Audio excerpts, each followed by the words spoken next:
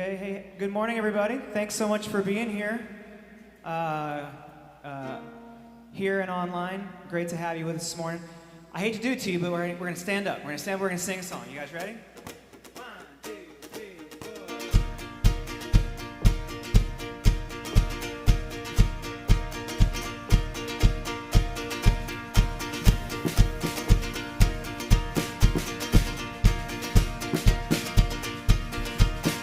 I want to run, I want to hide, I want to tear down the walls that hold me inside. I want to reach out and touch the flame where the streets have no name.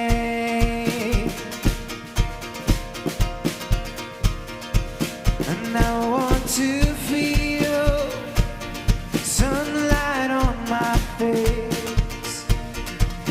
I see the dust cloud disappear without a trace.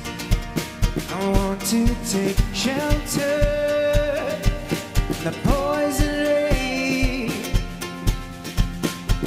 where the streets have no name.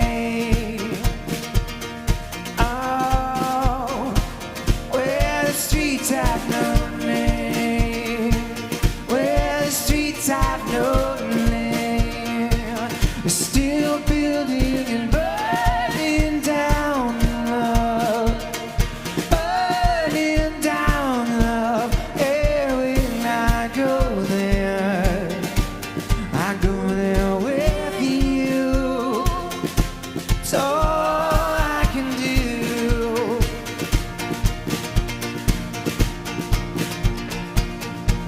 And the city's aflood, and our love turns to rust. We're beaten and blown by the wind, trampled in dust. I'll show you a place, it's high on a desert plain, where the streets have no name.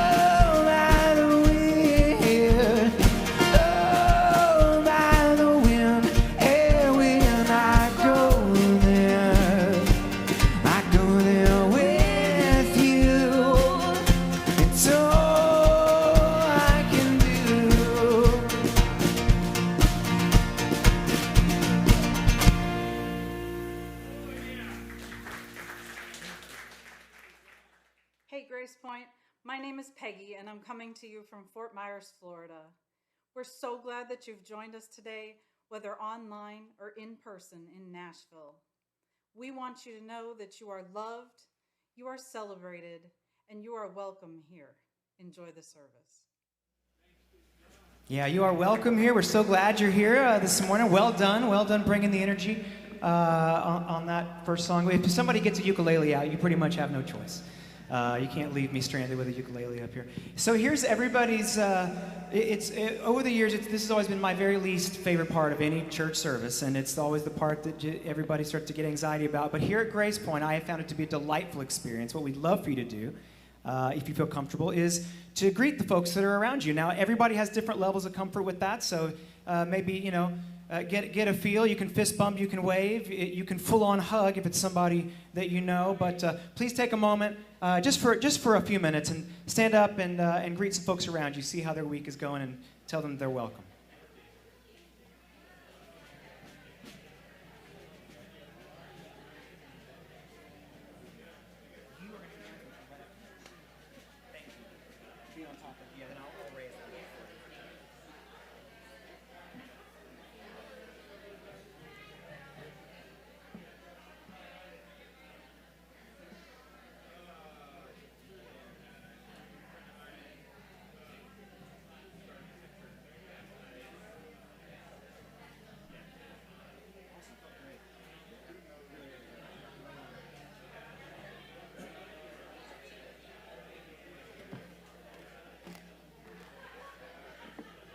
See, that's actually nice. Welcome, everybody. I also want to take a second to say welcome to all of our online community who are joining us online. Can we give them a little bit of noise and let them know that we love them, that we know they're there? Imagine another several hundred people in this room virtually hanging out with us, and so glad they're here as well. We're going to have a few announcements here. Hey, good morning. I'm Craig Ammon. Welcome. I have a few announcements for today. First of all, at Grace Point, we're trying to go as paperless as possible, so pretend this is my phone that I'm reading from. When you're 53 and you've got eyes like this. So scan the QR code and choose whichever button you want information on. I'm about to announce what you'll see when you go online. And make sure you're doing it from the Connect cards and not 3rd and Lindsley. You'll end up in the wrong spot. First of all, volunteers are needed for the band and for hospitality team. If you're interested in being a volunteer after you scan that QR code, you'll go to band volunteer button. And for all other possibilities, go to the general volunteer button. The meal train for Cat Armis is still up, and there are 2 more dates. That's tomorrow and this Friday. If you want to contribute meals to those last 2 days, follow the Cat Armis meal train button to sign up. And there are dietary needs and drop-off information as well. GP Youth and Kids are back in person next Sunday, November 21st at 10:30 a.m. We're very excited to welcome them back. Q4 InReach is a nonprofit organization called Love on Wheels. It works specifically to provide foster children with a suitcase full of basic necessities and a couple of comfort items like a blanket, book, and love notes. Here's how you can help. If you're in person here in Nashville, you can bring donated items to Kathy Gilliland or Emily Wire. And dollar stores are a great place to buy items in bulk. We have an Amazon wish list up and running of needed items as well. Whether in person or online, you can write love cards and make blankets. For a list of items to donate, love note instructions, and more, follow the InReach button. Save the date for our GP holiday party, woohoo, at Diskin Cider on Sunday, December 12th from 6:30 to 9. We'll provide music, crafts, and appetizers. We'll also be expecting an appearance from Santa, which is a great opportunity for pictures. We'll have the whole place to ourselves, so masks will be optional for those who are vaccinated. So bring your family and friends, and we can't wait to celebrate the holidays together. Finally, thank you for your continued financial support. We couldn't do it without your giving. Remember, there are 3 ways to give. You can text GracePoint to 77977. You can go to gracepoint.net/give, and you can go use the QR code on your table and follow that to donations as well. Thank you. Yeah, let's give it up for announcements. That's a hard job. Well, hey, Grace Point. My name is Abby. This is my first time being up here and playing at church. I'm so thrilled to be here. I am married to Derek, so that's how I got up here. And because it was Derek's job to put together the music this weekend, he allowed me to throw one of my own songs in here. And I just want to tell you really quickly the story and kind of the heart behind it. One of my favorite authors is a person named Glennon Doyle. I've read everything she's written. Have you all read Glennon? A couple years ago, I had just finished reading her latest book called Untamed, where she talks about the story of meeting and falling in love with her wife, Abby. And she talked about what it felt like to be in that kind of relationship and that kind of love. And she said she felt both held and free at the same time, which I think can be hard. It can be hard when you're in love. You want to hold on to something so tight, but also to hold it with an open hand, I think is just the most beautiful expression of love that there is. So I thought, if there's a kind of love I want to have with God, it's that feeling of being held and free at the same time. So I wrote a song about what that might feel like. And this is it.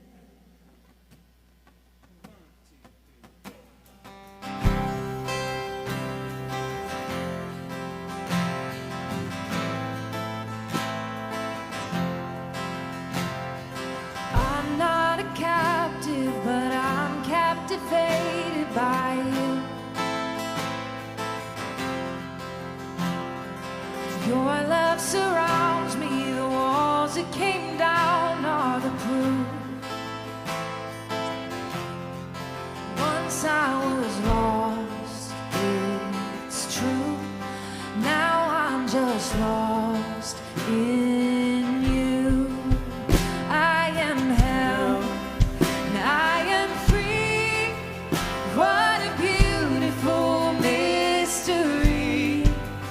I belong, I believe, I am held and I am free.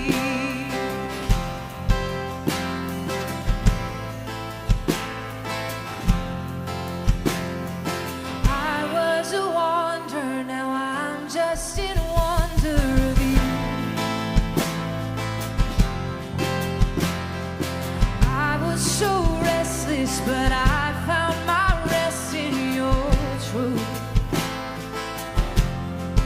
You took me as I was, traded my chains for love. I am held and I am free. What a beautiful mystery. I belong, I believe, I am held and I am free. Yeah. What more could I want? What more could I need? I'm known and accepted, and I've been redeemed. What more could I want? What more could I need? The one that I love is in love with me. Once I was lost, it's true. Now I'm just lost in you. I am held and I am free.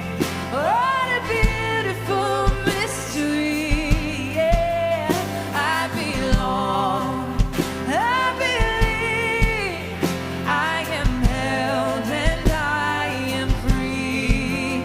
I am held and I am free.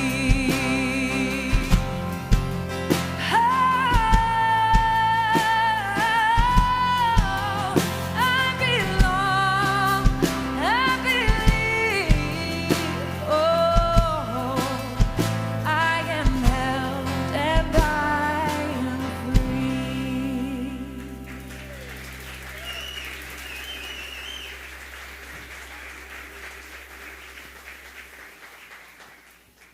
Hi, Grace Point. Let's thank our band again. What about that song? My goodness. Just beautiful. Thank you so much, Abby. That was just gorgeous. How's everybody doing? Is there a Titans game today for those of you in town? Is that what's happening in the city? For those of you joining us online, welcome. We're so glad you're here. I don't know if we've done this yet, but you can't do it too much. Can we welcome and tell our online community we're glad they're here this morning? All right, so today we're wrapping up a series we've been in.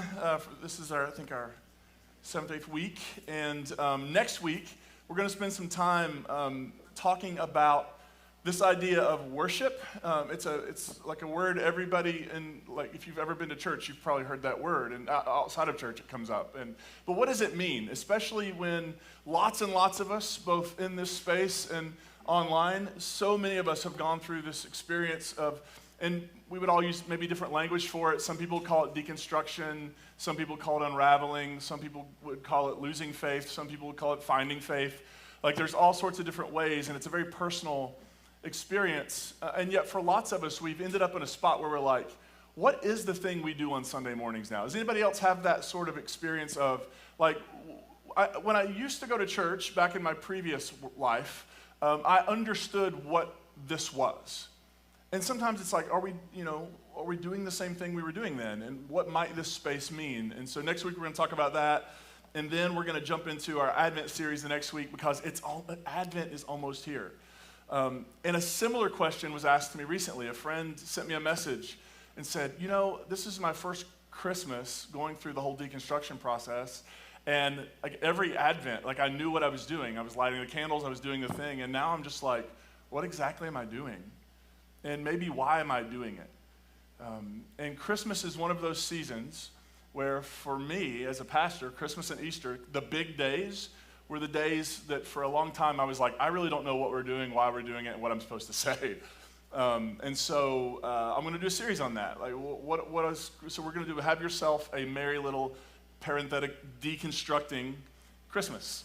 And so I'm hoping to ruin Christmas for all of you. That's actually what I'm going to try to do over the course of a few weeks. And you think I'm joking now, but like after the first week, you'll be like, oh, he was legitimately trying to ruin Christmas for all of us. I actually don't want to ruin Christmas for you. What I want to do is, here's what I think has happened. I think Christmas has become so cluttered with at times literalized myth and metaphor that we've defended so strongly that we actually have failed to see the beauty of the Christmas story, or stories, I should say.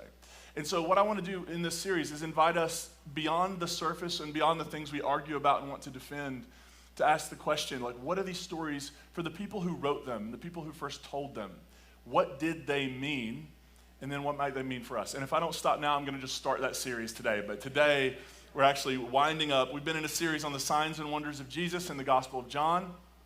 And we've been exploring what those might have meant and what they were pointing to, because the job of a sign is to point. I bet when some of you, those of you who are in the room today, when you came in this morning, you probably saw some sign on the road telling you like what lanes were, what exits were different and blocked because of football game traffic, right? And so they told you, like, here's where you go, here's where you don't go. If you want to find this place, this is where you go. So signs point. And these signs and wonders have been pointing us towards something. We've been talking about full life. We've been talking about abundant life. And today, the reason we finished the 7th sign last week, the Raising of Lazarus, and then I sprung an extra week on you because I want to talk today about the thing they've all been pointing to the entire time. But I want to begin. I ran across a quote from one of my favorite writers and theologians, the late Marcus Borg. Any Marcus Borg fans in the room or online? Anybody just love Marcus Borg? Big reason he was a big part of my process.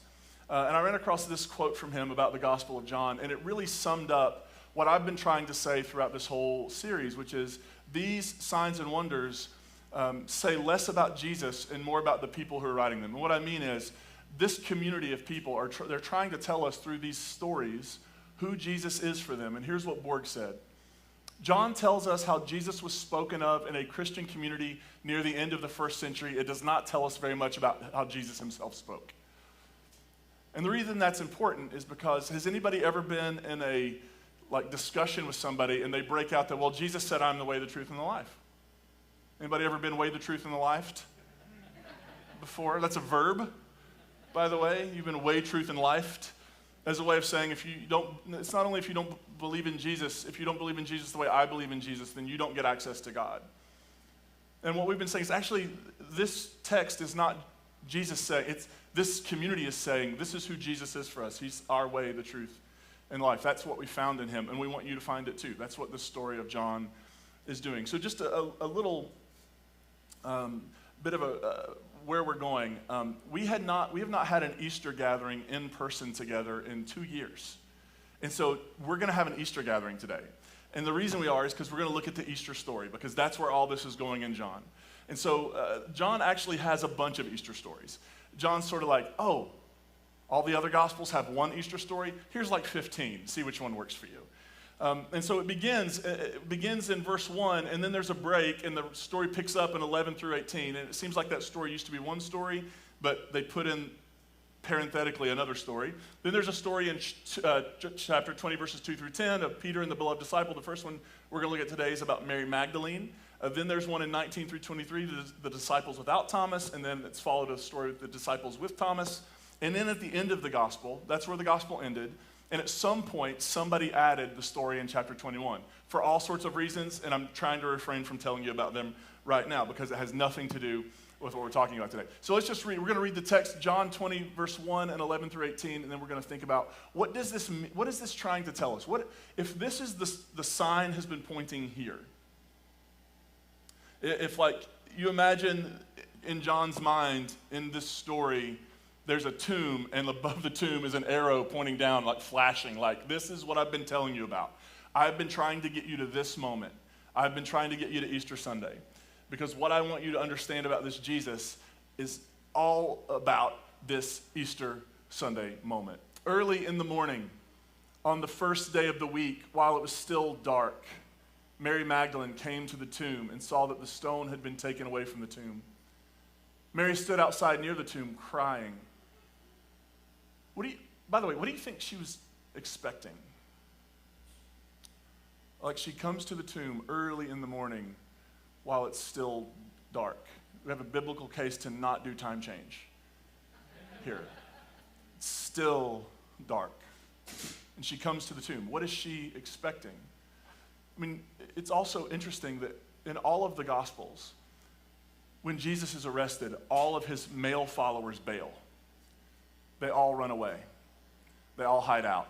And when we meet the male disciples after this story, you know where they're at? They're in a room together with the doors locked.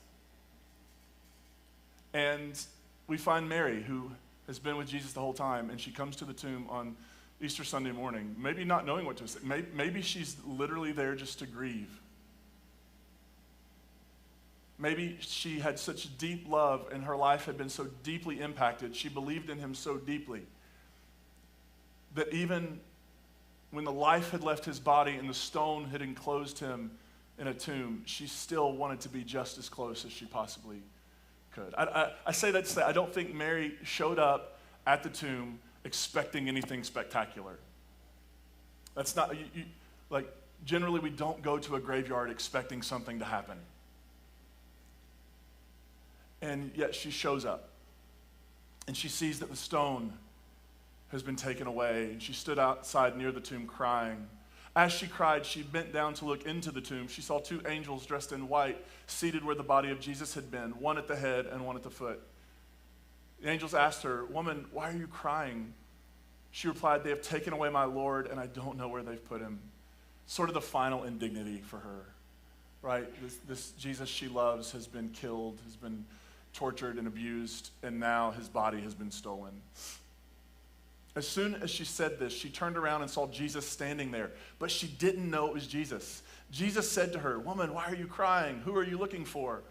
Thinking he was the gardener, she replied, "Sir, if you have carried him away, tell me where you have put him, and I will get him." Jesus said to her, "Mary." She turned and said to him in Aramaic, "Rabboni," which means teacher. It's an affectionate term. Jesus said to her, "Don't hold on to me, for I haven't yet gone up to my Father. Go to my brothers and sisters and tell them, I'm going up to my Father and your Father, to my God and your God." Mary Magdalene left and announced to the disciples, "I've seen the Lord." Then she told them what he said to her. Like, this is not how she imagined this going.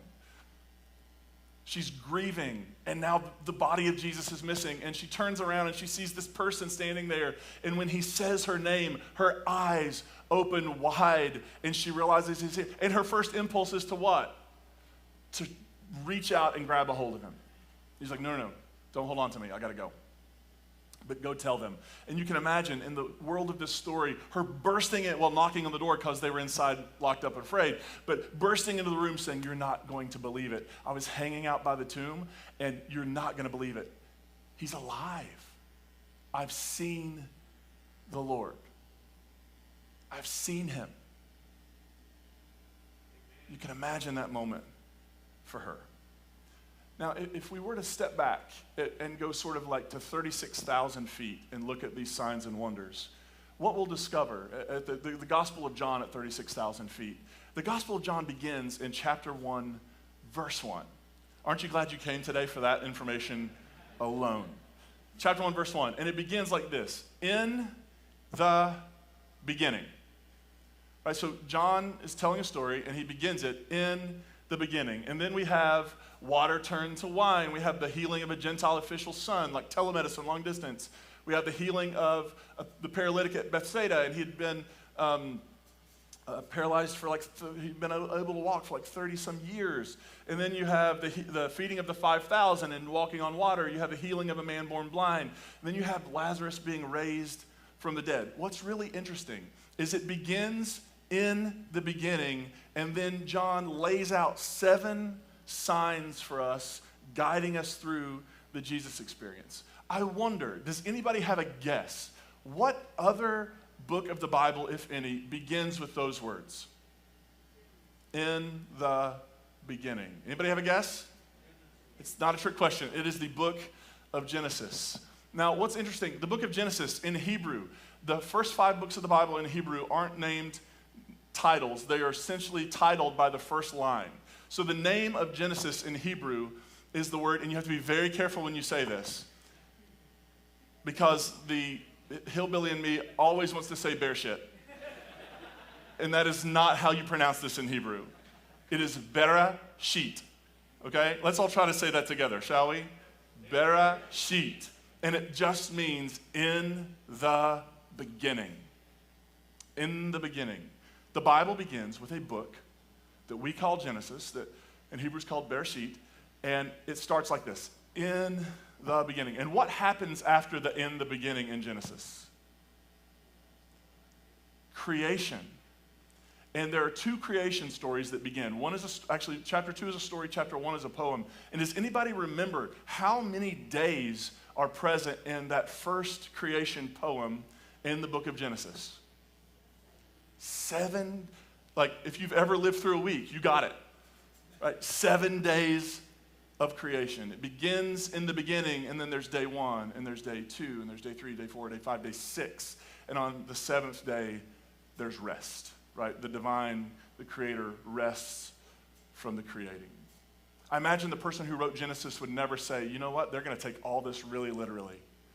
And they're going to assume I'm giving them an actual snapshot of how this worked. No, it's a poem. Because when you want to talk about really big things, when you want to talk about things that matter most, the language of literalism drops out because it just doesn't work. Right? There are times when you want to say something so powerful and so profound, you only can say, well, it's kind of like.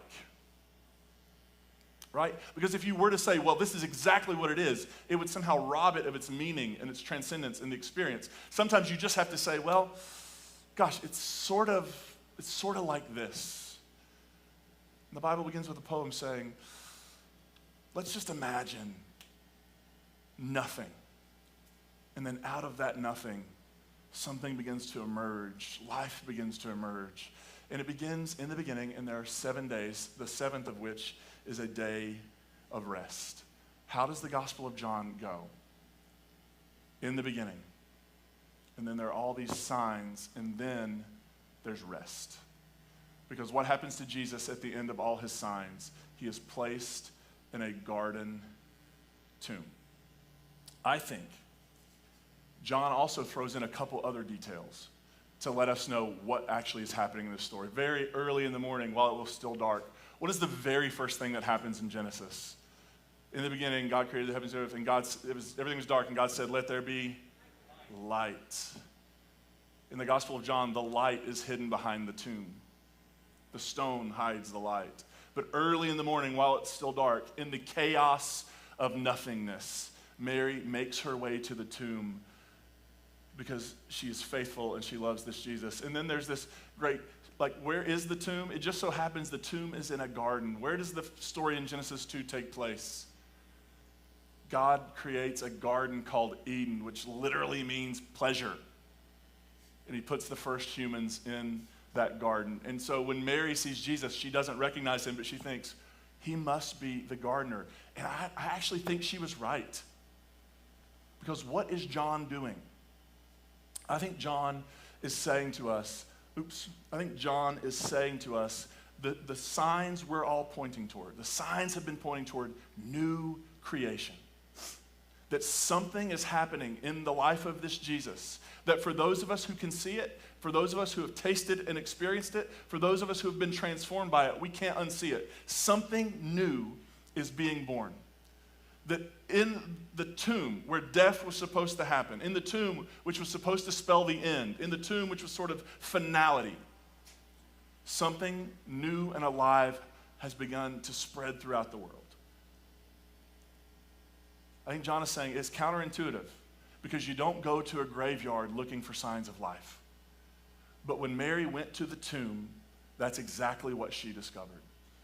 And so what I want to do for just a minute, I want to explore, like, if new creation has been the point all along, if John has been saying, look, I've been trying to get you here the whole time, with the water turned into wine, I've been trying to get you to see that something new and creative is happening, right? With the restoring with the giving of sight, I've been trying to open your eyes so that you see, with Lazarus walking out and the grave clothes being taken off, I've been trying to help set you free from sort of this perspective, this literalist perspective that's been preventing you from seeing what's actually going on.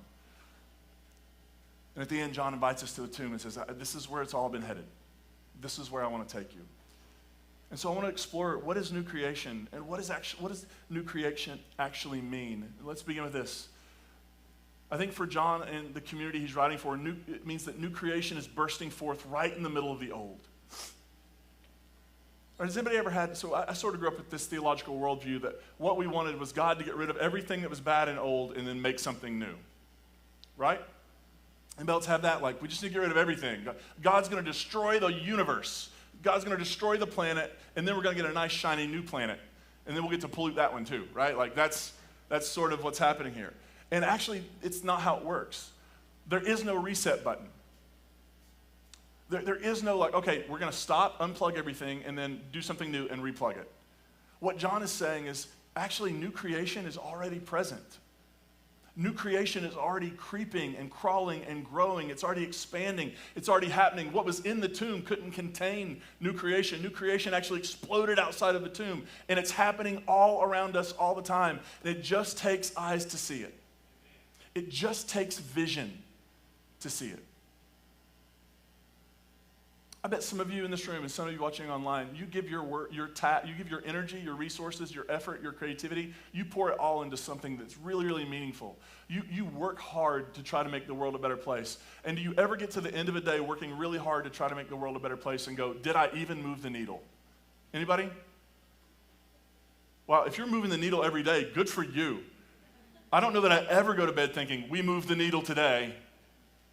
And it can feel sort of like, what are we even doing? Like it's like we're pushing a rock up a hill only to get to the top and it rolls back over us. It seems like we're working really, really hard. To quote, Paula Abdul from the 80s, it's one step forward, two steps back.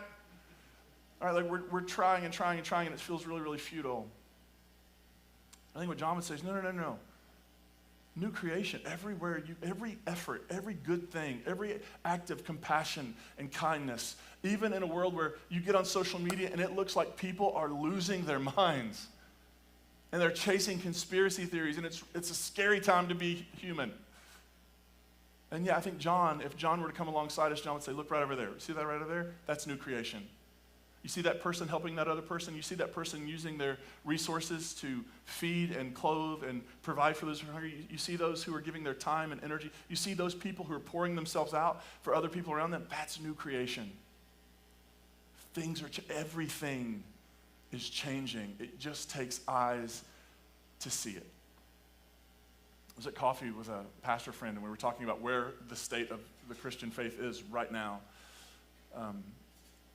And I sort of had this thing where I said, and I probably think that the Christian faith I long to see, an inclusive, just, generous, compassionate, not known for messing the world up faith that I long to see. I don't know that I'll get to live to see it.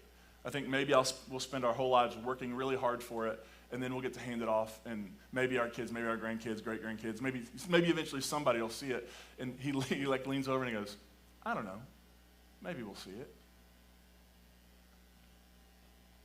It was like, wow, I never thought of that.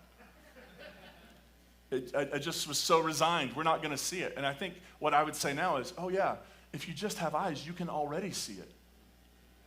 I look out at you and I see it. 20 years ago, the idea of a grace point, I mean, imagine going back 20 years and telling yourself that you would be sitting here in a bar having church in a community like Grace Point in 20 years. What would you have said to yourself? Right? Like you you just said Bereshit is what it just said. Yeah, you wouldn't have believed it. This is proof that new creation is growing. And there are communities like Grace Point and other parts of the world and other parts of the country, and we're all doing our little part. Yeah, new creation is happening. If you'd have told yourself 20 years ago that even though it's something we have to fight for and protect, that marriage equality would be a thing in this country. When not even 20 years ago, states were trying to pass constitutional amendments to outlaw love. What would you have thought? No, it's impossible.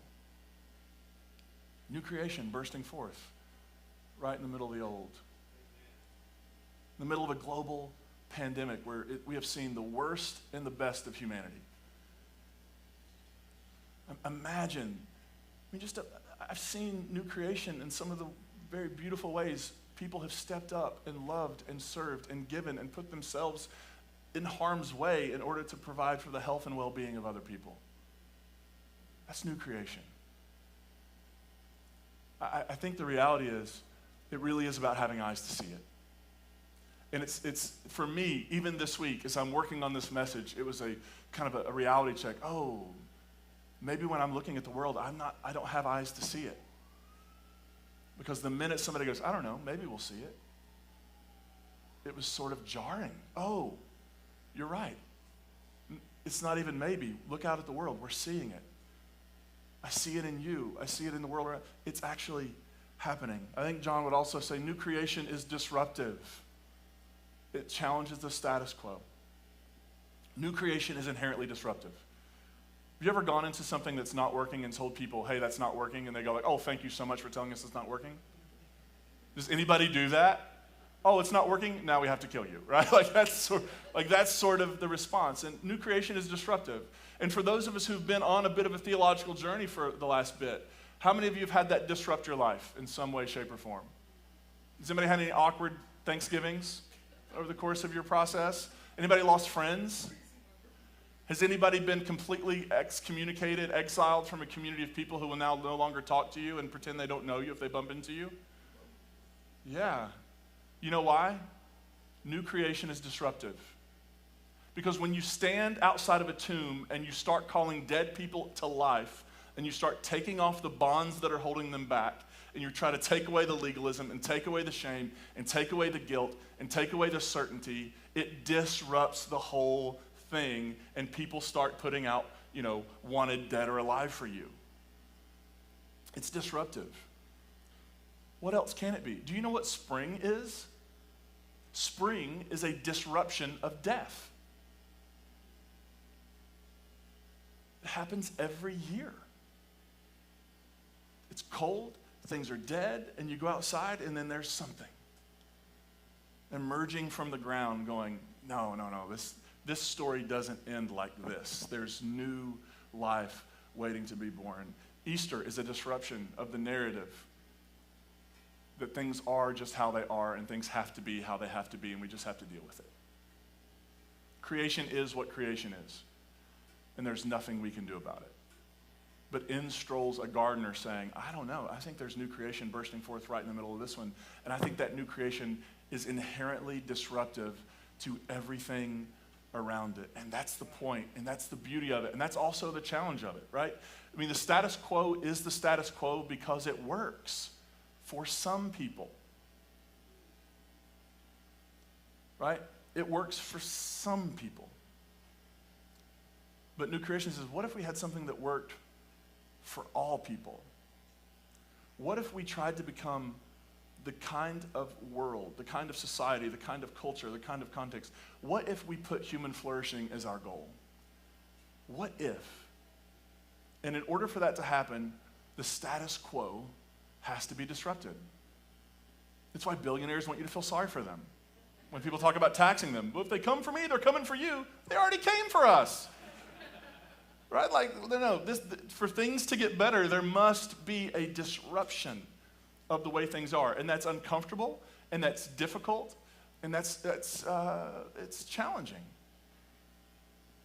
Right? It's challenging. Like, for us to have a sustainable planet that works, we're all going to have to make some really uncomfortable changes. Right? That's like, you can't keep doing the same thing. To have a society that's just and generous and works for everybody, not just people who are born with a certain level of income, or not just certain people who are born with a certain skin color, or certain people born with a certain gender. Like, in order for us to have a world that works, the world that is has to be disrupted. And I think that's what Jesus was actually trying to say. Like, the economic system is working for the Romans and those in cahoots with the Romans, but it's not working for everybody. Look, the religious system is working for those who have a certain amount of privilege, but it's not working for everybody. Hey, this political system is working for those who have power, but it's not working for everybody. And so what would it be like? I mean, what would it be like for us to take it as our responsibility, if we're Jesus-following people? The idea that we should be a little disruptive in these settings. That actually maybe the goal of a deeply formed Christian faith is not politeness. Nothing wrong with politeness. But what if the point isn't like we're just nice little, polite people? What if we're also people who say, hey, that's unjust and that's not working and we should do something about it? And that's what New Creation invites us into. New Creation is also about transcending and including. How many of you have had a love-hate relationship with yourself? Especially as your faith has changed. How many of you have said something to somebody in the past that you now deeply regret? Especially in terms of your faith and where they're going to spend eternity when they die. Anybody ever have any sort of like self-righteousness that you're really embarrassed about? I gave sermons that, looking back on them now, and I don't really remember a lot of them, I'm hoping nobody else does either. But looking back on them now, like, as I was starting to question and doubt, and I was starting to move my faith around a bit, and I would remember things I said to people, and I would just be mortified. I literally said to somebody once, as a teenager, but old enough, like I was preaching, why they let me, I don't know why they were like, hey, you should say things. I remember saying to somebody, that line where Jesus says, don't try to take the speck of dust out of your neighbor's eye when you have a 2x4 sticking out of yours. I improved it and said, I said to another human being, I have the speck of dust out of my eye and I'm coming for the 2x4 in yours. Said that, what a jerk, right? Said that to somebody in a room with air in it. Like, actually said this to another human being. And look back and go, my God. I mean, it's very likely there are people with religious trauma. It's my fault, and that's a thing to live with. And so for years, I struggled with sort of, how do I become this person now? What do I do with the old parts of me? What do I do with the sermons I wish I hadn't given? What do I do with the things I wish I hadn't believed? What do I do with the just ridiculous stuff I said to other people? What do I do with all of that?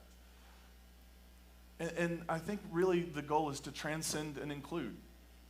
Because as long as you and I are living in opposition to ourselves, as long as we're hating a certain part of us, then we're focusing all of our energy there. And it's actually not how growth and transformation happens anyway, is it? Do you realize, looking at me right now, I'm 6'8". There is somebody who is like 20 inches long in me. There's a 3-foot person in me, a 4.5 feet person. Like, I didn't molt. Like, I just grew, right? And that's what becoming an adult is. It's growing, and all the parts of you are still in there. And you wouldn't be you right now without all the parts of you being in there. Like, if you were to saw us open, there would be rings like a tree, right? Because that's who we are. We grow over time. We change over time. And as long as we're spending time fighting with previous versions of ourselves, beating up previous versions of ourselves, angry at previous versions of ourselves, then we're actually missing the invitation of new creation. Which is, yeah, all of that was process. And you may have regrets around it, and there's a journey there, and you may need, yes, absolutely. But you actually don't get to cut off that part of yourself and just move on. That becomes part of your story, and that becomes part of who you are. And you're being invited to move into something and someone else. New creation is this invitation to move forward into someone and something else. And the parts of you that were there in old creation go with you. They're just transformed. And they're just included in a story about this is where, like, I once was blind, but now I'm starting to see a little bit. I think that's, for all of his faults, I think that's what's great about sort of when Paul comes to the point where he's like, yeah, I have this resume, and all of that resume is still in me, but now none of that matters in the same way that this matters.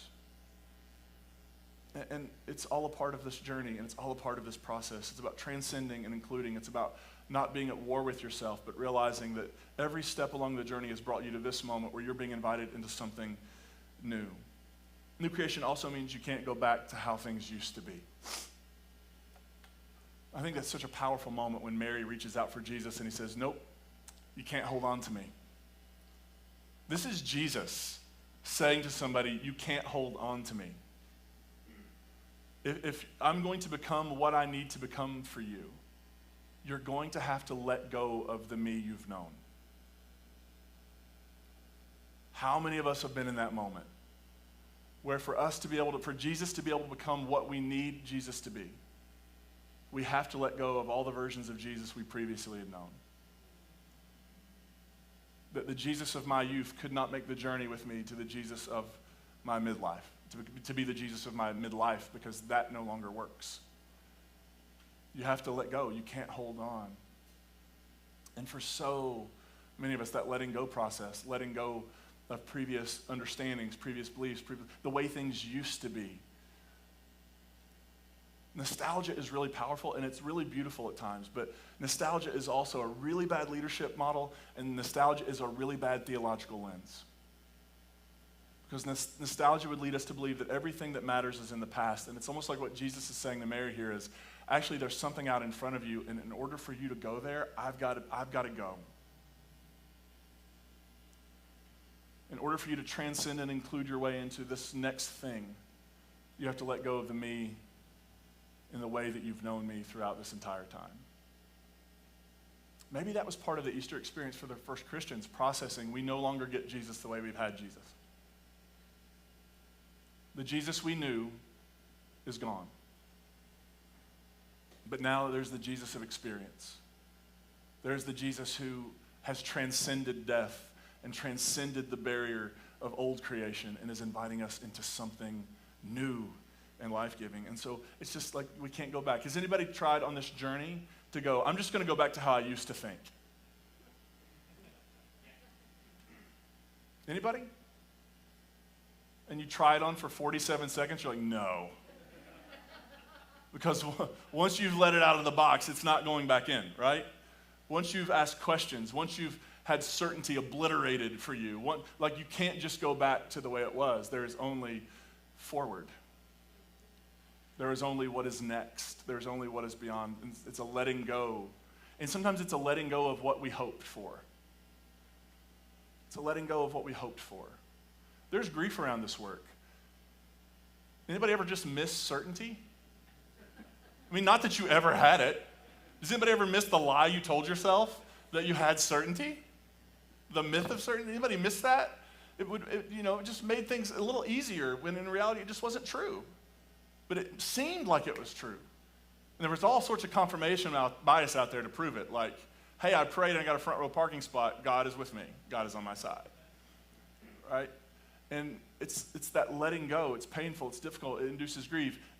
Mary doesn't want to let go of Jesus, but it's her only option if she wants to. If she wants Jesus to become all Jesus can become, and if she wants herself to become all that she can become, she has to take her hands off and let Jesus go.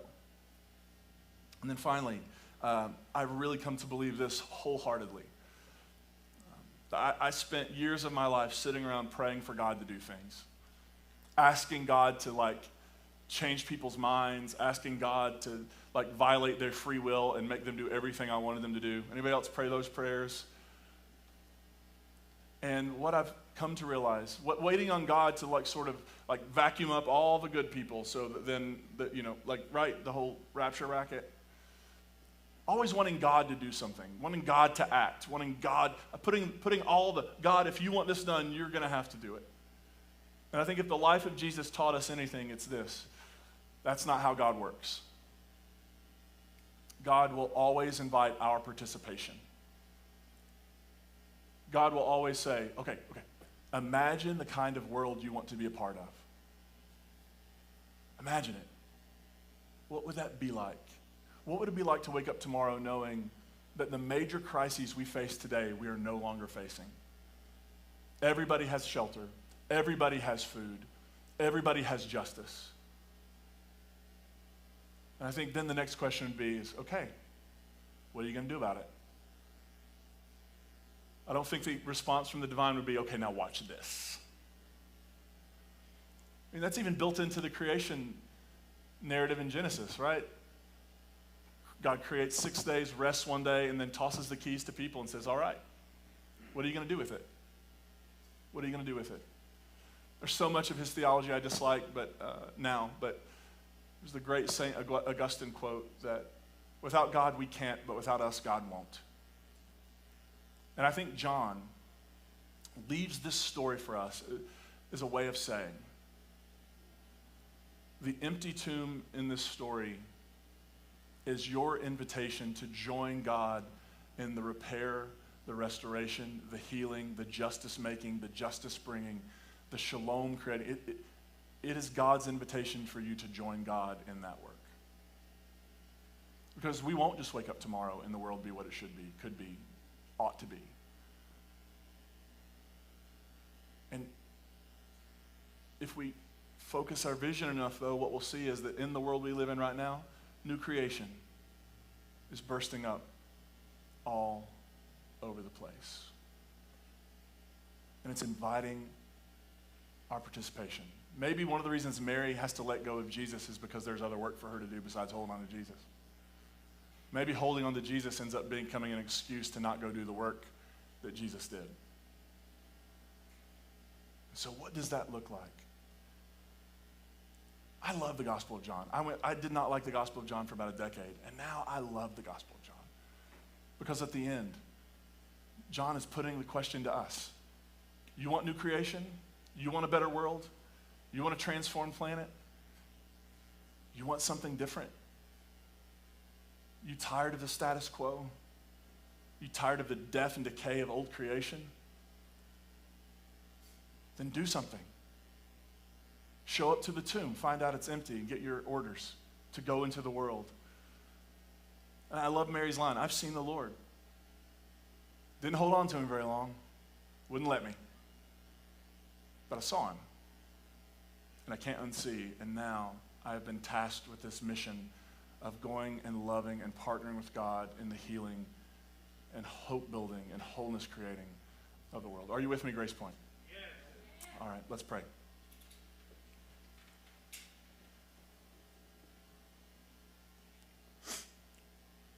God, for this Jesus we meet in this story, this Jesus who has transcended the limits, broken the barriers, this Jesus who embodies a full humanity. We are grateful. But also, we are seeking to heed his words. Don't hold on. It can't be how it was. For many of us in this room, we have been in a process of letting go, and that process of letting go has brought so much grief, pain, loss, and it has also brought excitement and joy and possibility. And so today we acknowledge and hold those things both.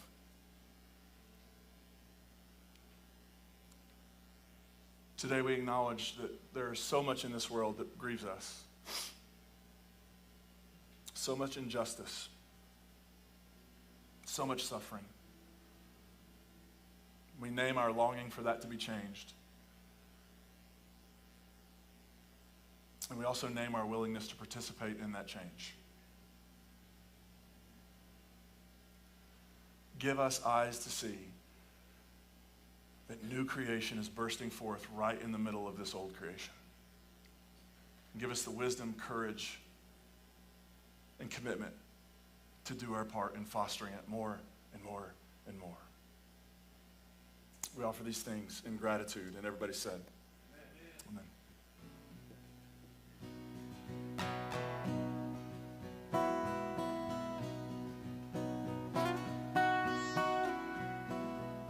People love you the most for the things you hate,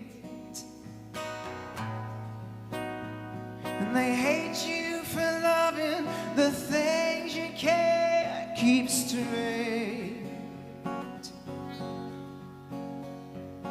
People judge you on a curve, and they tell you you're getting what you deserve, but this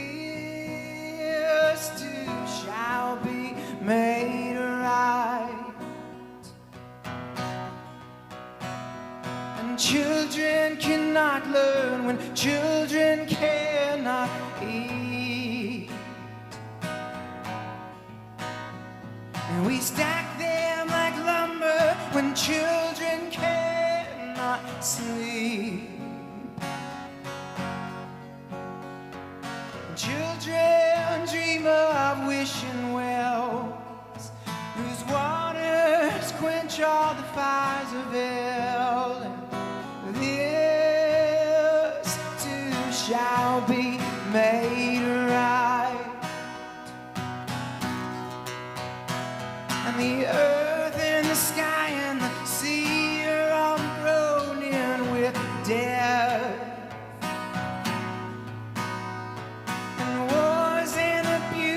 Have nature holding its breath.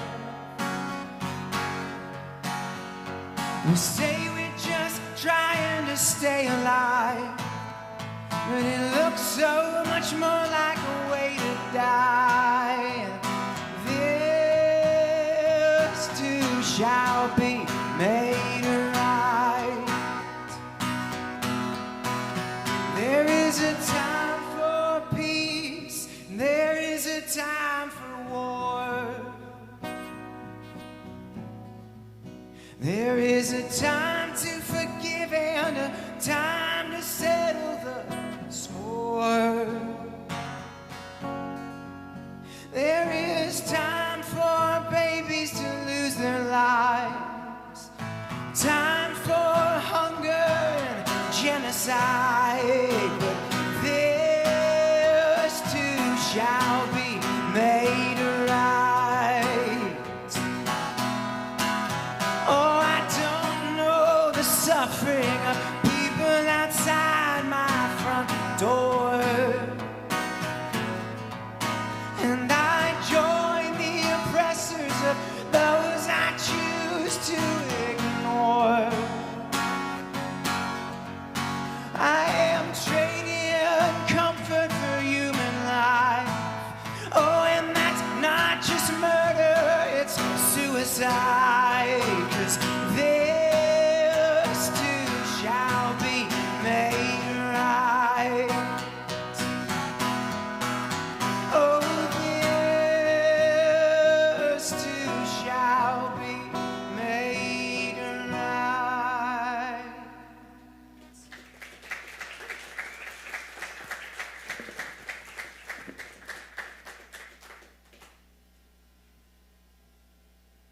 All right, so here at Grace Point, we are reminded each week that this is not a competition for God's love and approval or for salvation, because the truth is that we are all beloved and we all already belong. So let's be disruptive and let's live out this message in our thoughts and our words and our deeds with everyone that we meet. Have a great week.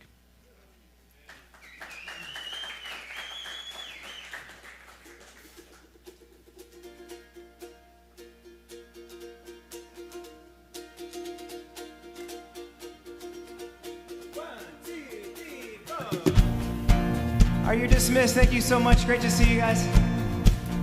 a great rest of your week.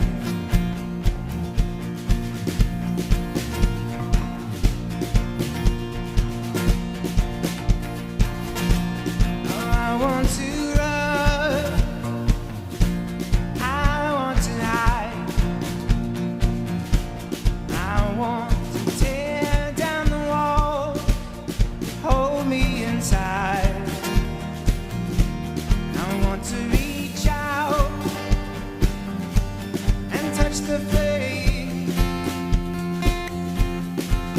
Yeah, the streets have no name. Oh, where the streets have no name. Where the streets have no name. They're still building and burning down now.